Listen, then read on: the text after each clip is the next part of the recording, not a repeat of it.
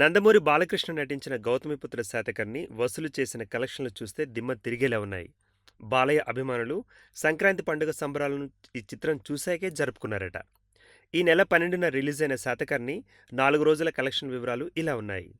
నైజాం 6.25 కోట్లు, సీడెడ్ 5.88 కోట్లు, నెల్లూరు 1.58 కోట్లు, కృష్ణ 2.2 కోట్లు ఉండగా ఇక మిగతా ప్రాంతాల్లో కలెక్షన్లు ఇలా ఉన్నాయి.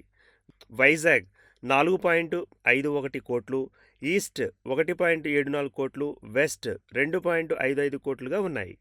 ఇక ఆంధ్ర, తెలంగాణ రాష్ట్రాల్లో 27 కోట్లు, వరల్డ్ వైడ్ కలెక్షన్ షేర్లో 35 కోట్లు, వరల్డ్ వైడ్ గ్రాస్ షేర్లో 42 కోట్లు సాధించిందట.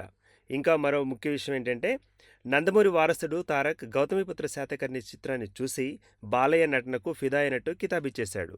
చిత్ర యూనిట్కు సంక్రాంతి శుభాకాంక్షలు తెలియజేశాడు. బాలయ్య తన పాత రికార్డులను తానే తిరగరాస్తున్నాడని సినీ వర్గాలు పేర్కొంటున్నాయి.